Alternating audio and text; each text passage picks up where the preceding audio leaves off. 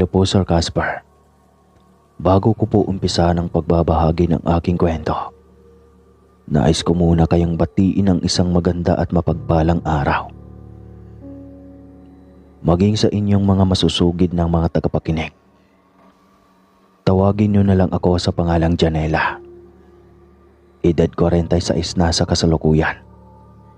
Tubong Manila po ako. At kasalukuyang naninirahan dito sa Santa Maria, Bulacan, kasama ang aking pamilya. Ngunit ang ibabahagi ko ay hindi dito nangyari, kundi sa isang liblib na baryo doon sa Leyte. Nangyari ito dekada 90. Ang edad ko noon ay nasa 15 pa lamang at kasalukuyang naninirahan pa kami sa Manila.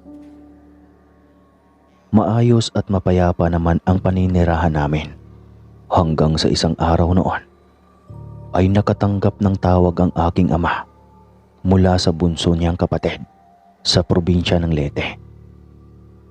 Nasa hapagkainan kami noon at masayang naghahapunan nang marinig namin na tumunog ang telepono ng aking ama na tawagin na lang natin sa pangalang Lando.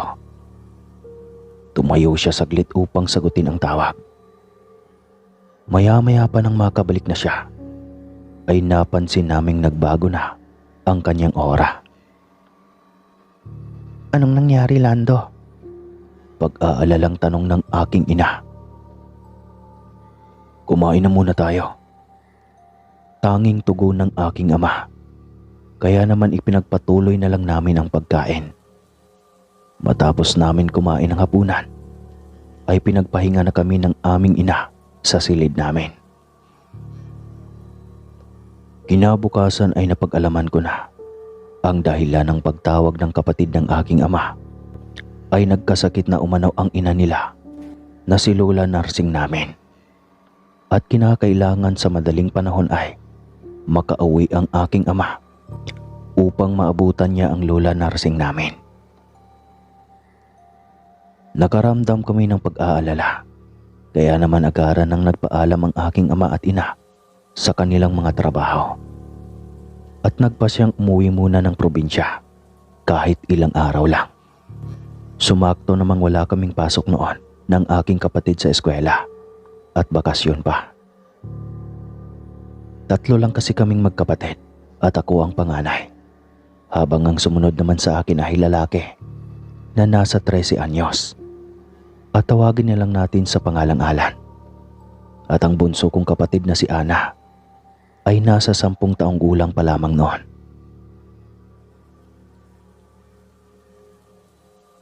Kaya naman isinama kami ng aming mga magulang na umuwi ng probinsya. Makalipas lang ang isang linggo, ay bumibiyahe na nga kami papuntang probinsya sa Leyte. Hindi ko na po sasabihin ang eksaktong lugar kung saan kami nagtungo sa Leyte, sapagkat magpasa hanggang ngayon ay doon pa rin naninirahan ang mga kaanak ng aking ama. Bata pa ako nang huling makapunta ako sa lugar nila Lola Narsing. Kaya naman excited ako na makabalik muli doon. Dahil noong huling punta ko ay masasabi kong maganda ang lugar nila at talagang probinsyang-probinsya na malayo sa kabihasnan. Mahigit 1 oras din ang biyahe namin bago makarating sa sentro ng lugar nila. Bus lang ang sinasakyan namin noon. Kaya naman masasabi kong napagod talaga ako sa naging biyahe namin. Dahil hindi naman ako sanay bumiyahe ng malayo. Agad naman kaming sinalubong ng iilang kabaryo ng aking ama nang makarating kami sa baryo nila, na mahigit 1 oras din ang kailangang biyahein mula sa sentro bago makarating sa baryo nila. Kahit natanghali kami dumating, dahil sa pagod ay nakatulog ako sa silid na tutulugan namin habang nasa bahay nila Lola Narsing. Naalala ko pa noon, nagmano lang ako sa mga tiyo at tiya ko, maging kay Lola Narsing, tsaka nagtungo sa silid na tinulugan ko. Hapon na nang magising ako at magdidilim na. Pagkagising ko ay naabutan ko pang nag-uusap si Lola Narsing at ang aking ama. Nagtaka pa ako nang makita ko ng maigi ang lola ko, na malusog pa naman ang pangangatawan at nakikipagburuan pa sa aking ama. Kaya naman agad na akong lumapit sa kanila at nakiisyoso. Ikaw talaga, Nay. Pinag-alala mo kami. Hindi naman pala totoong may sakit ka. Buntong hininga ng aking ama na ikinatawa naman ni Lola Narseng. Hay nako. Naro, ikaw na bata ka. Sa tingin mo ba pupuntahan niyo ako dito kung sasabihin ko na malusog pa ako? Iiling-iling na wika ni Lola Narseng. Wala po kayong sakit, Lola? Biglang singit ko at nagtatakang tanong. Aba, syempre naman apo. Ako pa. Sa susunod na araw lang kaarawan ko na. Kaya naman nais ko kayong makasama kahit isang beses lang. Namiss ko na kayong lahat. Bukas lang din parating na ang iba ninyong tito. Mahabang tugon ni Lola sa akin. Nakahinga kami ng maluwag nang malaman naming wala naman pala talagang sakit si Lola. At palabas niya lang iyon para makapunta kami sa kaarawan niya. Hindi naman na nagalit pa o kung ano paman ang aking ama at ina sa kadahilanang nagpapasalamat pa sila at wala ngang sakit si Lola Narseng. Noon pa lang din ay talagang ugali na ni Lola ang magbiro sa kanyang mga anak para puntahan siya. Hindi mo din aakalain na nasa 80 na ang edad ni Lola Narseng dahil sa malusog pa ang kanyang pangangatawan at makikita mo talagang masigla pa siya. Matapos ang kamustahan ay tumulong na ako sa tiyahin ko na maghanda na ng panghapunan dahil magdidilim na rin ang mga oras na iyon. Tumulong pa nga ako sa paghuli ng manok sa kanilang bakuran, nakakatayin, upang ihanda sa uulamin namin. Kaunting pagpapaliwanag lang mga kaaswang sa lugar na kinatitirikan ng bahay nila Lola Narseng. Nasa liblib na banda na talaga ito sapagkat bibihira na lang ang mga sasakyan na dumadaan at napapadpad dito. Napapalibutan pa din ng iba't ibang punong kahoy at karamihan ay mga puno ng saging. May iilang kapitbahay naman si Lola Narseng. Ngunit bilang lang iyon at sa tingin ko ay nasa 10 kabahayan lang ang nakatirik sa kanilang lugar. At malalayo ang agwat ng mga kabahayang ito sa isa't isa. Tanging si Tia Telma at ang kanyang 2 anak na lalaki at asawa niya lang din ang nakakasama ni Lola Narseng sa bahay nila Lola. Itong si Tia Telma ay bunsong kapatid ng aking ama. Pagtatricycle lang din ang hanap buhay ng asawa ni Tia Telma na tawagin na lang nating Tio Javier. Kaya naman hindi gaano nahihirapan sa pamamalengke sila Tia. Marami rin naman silang pananim sa likuran ng bahay. Balik na po tayo sa kwento. Matapos naming maghapunan ay nagpahinga na kami.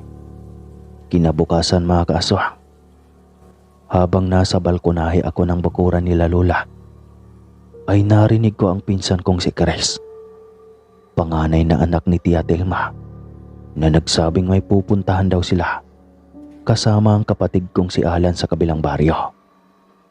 Aniya pa, may masarap daw na kainan roon at sigurado siyang magugustuhan ni Alan ang mga pagkain doon.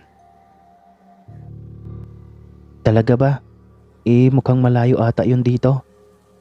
Pagdadalawang isip na tanong ng kapatid ko. Hindi malapit lang. Sa kabilang baryo lang iyon. Noong nakaraang araw lang namin nakita yung karinderyang yon. Tsaka may daan dito sa likod banda. Mahabang paliwanag ng bunsong kapatid ni Chris na si Francis habang nagsusunog sila ng mga tuyong dahon sa bakuran. Sigurado kayo? Wika naman ng kapatid ko. Oo, kaming bahala. Sagot na namin. Binigyan naman kami ni Mama ng pera. Libre ka na namin.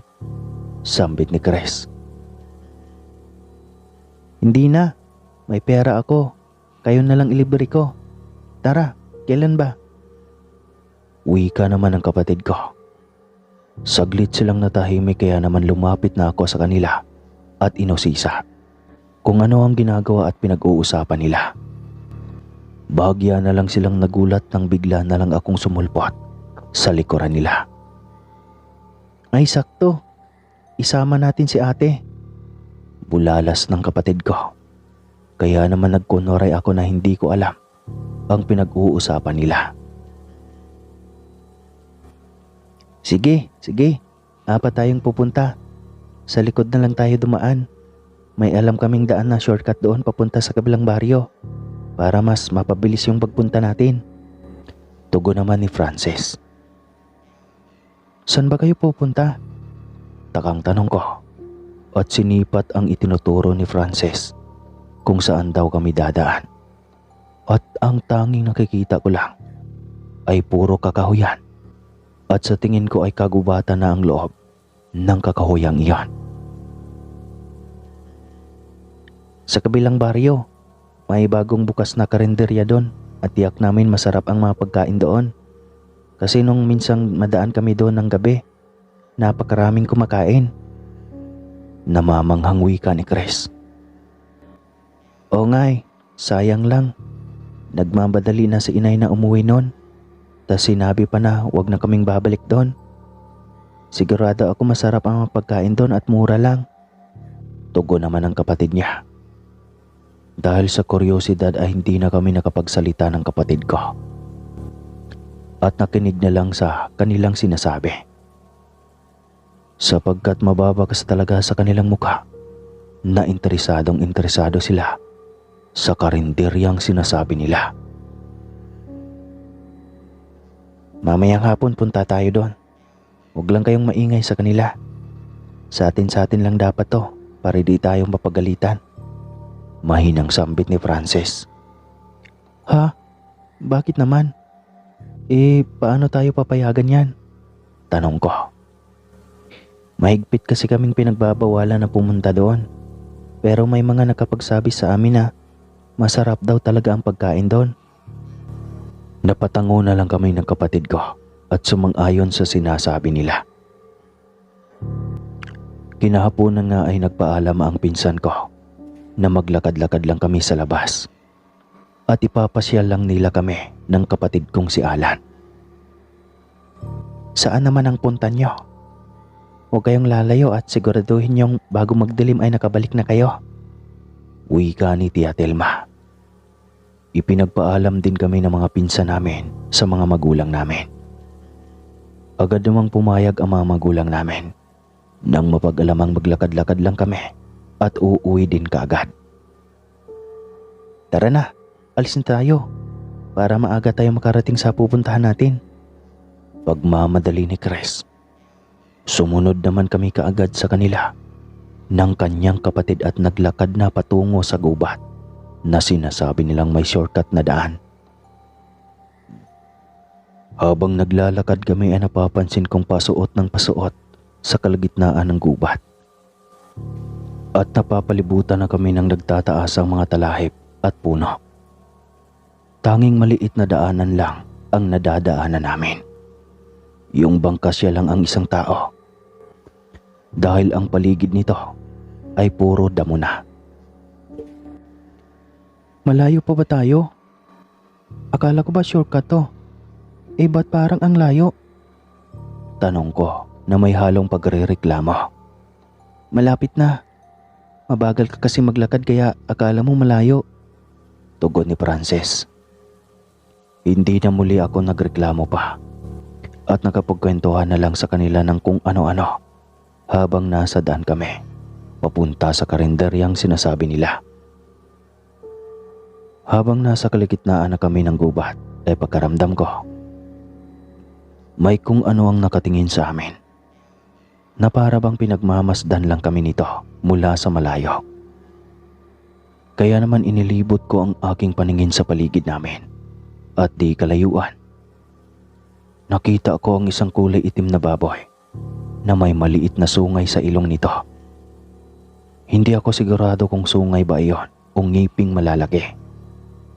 Bigla na lang din nagbago ang samyo ng paligid namin at naging maalinsangan at amoy burak. Yun bang amoy kanal na amoy putik? Basta ganon. Inakala kong baboy ramoy iyon. Kaya naman nagmadali na kaming maglakad dahil ayon sa aking mga pinsan, nanghahabol daw ang mga baboy ramo. Ilang minutong lakaran pa ay nakarating na kami sa baryong sinasabi nila Cres. Sinipat ko pa ng tingin ang paligid at sa tingin ko ay wala namang may mga nakatira roon. Sapagkat puro pa rin talahiban ang nakapaligid sa daanan. Rough road pa rin iyon, pero sa tingin ko ay kaya naman dumaan ng malalaking sasakyan. Habang naglalakad kami patungo na sa kinapupustuhan ng karinderya, ay bigla na lang may matandang lalaki ang sumalubong sa amin. At hinarang niya kami na ipinagtataka naman namin. Saan kayo pupunta? Magdadapit hapon na. At bakit nandito pa rin kayo? Bulalas na wika ng matandang lalaki habang nanlalaki pa ang mga mata. Doon po sa karinderya, Manong. Kakain lang po kami doon. Sagot ng pinsan kong si Cres. Nakita kong lumingon at lumingalinga ang matandang lalaki sa paligid namin. Tsaka matalim na tumingin sa akin at sa kapatid ko. Dayo lang kayo rito. Umuwi na kayo. At hindi kayo pwede rito. Huwag niyong ipahamak ang mga batang ito. Sambit niya sa garalgal na boses. Tsaka binalingan ng tingin ang dalawa kong pinsan. Ilang sandali pa ay napansin kong tila takot na takot ang matanda at natataranta na itong naglakad papalayo sa amin. Uwi na! Uwi na at magdidilim na. Andyan na sila. Wika pa ng matanda habang papalayo sa amin. Dahil sa ginawa at mga sinabi niya, ay nakaramdam ako ng takot at kaba ng mga oras na iyon. Anong tinutukoy ng matanda? Tanong ko sa pinsan ko. Oo nga, Kuya Chris. Bakit takot na takot ang matanda? Dagdag na tanong pa ng kapatid ko. Huwag niyo nang pansinin yon. Sira ulo yon. Palabo yon dito sa lugar namin. Natatawang sagot ng pinsan kong si Francis. Sinundan ko pa ng tingin ng matanda habang papalayo sa amin. Iika-ika pa yung nagmamadaling makalayo. Nagpatuloy na ulit kami sa paglalakad. At ilang sandali pa ay natanaw na namin ang karinderyang sinasabi ng mga pinsan ko. Malayo pa lang ay kita na namin na marami-rami ang mga taong kumakain na roon. Ang ipinagtaka ko lang, isaan nang gagaling ang mga taong kumakain roon. Ganoong wala naman akong natatanaw ng mga kabahayan na malapit. Tuwang-tuwa ang mga pinsan kong nagtatatakbo papalapit sa karinderya. Kaya sumunod na kami ng kapatid ko. Bawal kayo rito, mga iho. Di ba taga-kabilang baryo kayo? Hindi kayo pwede kumain dito. Rinig kong salubong ng isang may edad na babae sa kanila ng akmang papasok na sana sila. Bakit naman po? Gusto lang naman po namin kumain, tsaka may pambayad naman kami. Wika ng pinsan kong si Chris. Nang makalapit kami, ay napatingin sa amin ng kapatid ko ang may edad na babae. At tila ba napako na ang paningin niya sa amin at hindi na pinapakinggan ang sinasabi ng pinsan ko. Nakita ko pang napalunok ng laway ang babae at bahagyang nagpunas ng kanyang labi. Tsaka nagwikang, "Tuloy kayo, iha. Pasok, pasok. Halina kayo. Masasarap ang pagkain namin dito." Mabilis na wika ng babae at hinawakan pa ang kapatid ko sa balikat para ayain papasok sa loob ng karinderya nila. Kasama po namin sila, Manang. Wika ko nang malapit na kaming makapasok. at nasa labas pa rin ang dalawa kong pinsan. Muli, napatingin ang babae sa mga pinsan ko at tila ba nagdadalawang isip ito kung ano ang kanyang gagawin. Kayo na lang ang kumain dito. Mukhang busog pa naman ang mga kasama mo. Hali kayo sa loob. Nakangising baling ng babae sa amin. Gutom po kami, kaya nga kami pumunta dito. Nakabusangot na wika ni Chris. Ngunit tila ba nagmamatigas ang babae at ayaw talaga sa mga pinsan ko. Kaya naman hinawakan ko ang kamay ng kapatid ko at bahagya siyang hinila. Pinagtitinginan na rin kasi kami ng mga ibang kumakain sa karinderyang iyon. Hindi na lang po kami kakain, Manang, kung hindi po kasama ang mga pinsan namin. Wika ko. Akmang aalis na kami nang marinig naming nagsalita ang isa sa mga kasamahan ng babae. Papasukin mo sila. Ano ka ba, Inday? Hayaan natin kumain ng sino man ang may gustong kumain dito. Nang marinig namin yon ay agaran na kaming pumasok sa loob ng karinderya at naupo na. O siya mga iho at iha, libre na lang ang pagkain kakainin niyo. Pasyensya na. Paghingi ng pasyensyang may edad na babae at pinag-antay kami saglit. Tuwang-tuwa naman ang pinsan kong si Francis sapagkat matagal na niya palang gustong makakain sa karinderyang iyon. Nang tignan ko si Chris ay nakita kong nag-iba na ang timpla niya at hindi na natutuwa. Kanina pa din ito tahimik na siguro ay naiinis dahil sa inasal ng babaeng may edad na ayaw silang pakainin dito. Ilang sandali pa ay nakita ko nang bumalik ang may edad na babae at may dala-dala siyang mga pagkain. Laking pagtataka ko nang akalain kong kami mismo ang o-order ng pagkain gusto namin. Pero hindi pala. Ito ang pagkain niyo. Kain lang kayo ng kain at libre na iyan. Nakangising wika ng babae. Nang tignan namin ang pagkain ay nakita kong halos lahat ay puro dinuguan at namumula pa ang mga iyon na parang hindi pa ganoon kaluto. Nandiri ako sa nakita ko at nawalan talaga ako ng gana ng kumain. Hindi naman sa pag-iinarte. Talagang nawalan lang ako ng gana sa pagkain dahil sa itsura nito. Kain na. Mukhang ang sasarap nga nito. Sinunggaban agad ng pinsan kong si Frances ang pagkaing inilapag ng babae sa harap namin. At nagmamadali itong kinain. Para bang gutom na gutom ang pinsan ko. Kumain na rin ang kapatid ko at sarap na sarap din siya sa pagkain.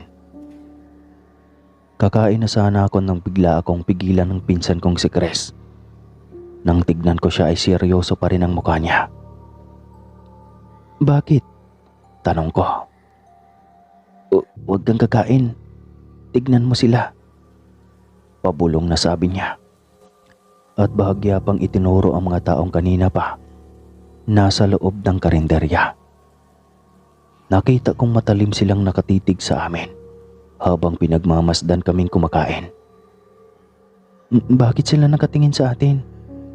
Anong nagawa natin? Tanong ko na may kaba. Hindi naman sumagot ang pinsan ko at pasikretong may dinukot sa kanyang bulsa. Huwag kang kumain yan. Di mo ba napapansin na kayo lang ang gusto nilang kumain dito at ayaw nila sa amin? Pabulong niyang wika. Hindi ko man naiintindihan ang gusto niyang ibig sabihin ay sinunod ko na lang siya. Kinuha niya ang kanyang kutsara at sumandok ng dinuguan. Akala ko ba hindi ka kakain? Tanong ko. Kinakabahan ako ng mga oras na iyon dahil na rin sa tensyong nararamdaman ko. Gawa ng sa mga matang nakatitig sa amin. Lalong-lalo na ang babaeng naghain sa amin ng pagkain. Napakunotno ako ng sunod-sunod sumubo ng dinuguan si Chris. at nakatingin siya sa may edad na babae. Binaling ko naman sa babae ang paningin ko at nakita kong umisi siya ng pagkalapad-lapad. Tsaka tumalikod na at inasikaso ang iba pang kumakain. Agarang dinura ni Chris sa plastic ang pagkain nasa bibig niya. Iyon pala ang dinukot niya sa kanyang bulsa. Agara naman niyang binalik sa bulsa niya ang plastic na pinagduraan niya. "Alis na tayo," wika ni Chris. Nang tignan namin ang mga kapatid namin, ay sarap na sarap pa rin sa pagkain ng mga ito. "Uwi na tayo, Alan, Francis," wika ko pa sa kanila dahil natatakot na talaga ako. Pero hindi sila nakikinig sa amin. Kaya naman wala nang sabi-sabi ay hinila na namin sila palabas sa karinderyang kinaroroonan namin. Akmang pipigilan pa kami ng mga taong kumakain roon. Kaya naman nagtatatakbo na kami habang hila-hila ang mga kapatid namin. "Patragis na yan. Sabi na nga bang aswang ang mga animal na iyon?" Bulalas na wika ni Chris. At nagdududura sa daan habang tumatakbo kami. Maya-maya pa ay naramdaman naming may humahabol na sa amin. Nang lingunin namin iyon, ay nanlaki talaga ang aking mga mata nang makita ko ang isang malaking baboy na kulay itim at namumula ang mga mata nitong nagbabaga. Rinig na rinig din namin ang paghagok nito na animoy galit na galit at manununggab na. Umaalingaw-ngaw din sa paligid namin ang huni ng wakwak at tiktik. Nag-iiyak na ang mga kapatid namin habang nagtatatakbo kami dahil sa takot. Nang tignan ko ulit ang humahabol sa amin, ay lalo pa akong natakot nang makita ko nakawangis na ito ng tao habang tumatakbo. Yung bang parang tao na tumatakbo habang nakatuwad. Kakakilabot at hilakbot talaga ang itsura nito. "Tulong! Hinahabol kami ng baboy! Tulong!" pagsusumigaw namin. Nang makalabas kami sa baryong iyon, ay dadaan sana kami ulit sa shortcut kung saan kami dumaan kanina. Mabuti na lang at nakakita kami ng isang tricycle na papalapit sa amin. Kaya dali-dali naming pinara iyon at sumakay. "Bakit nandito kayo, Janela? Bilisan nyo, sumakay kayo!"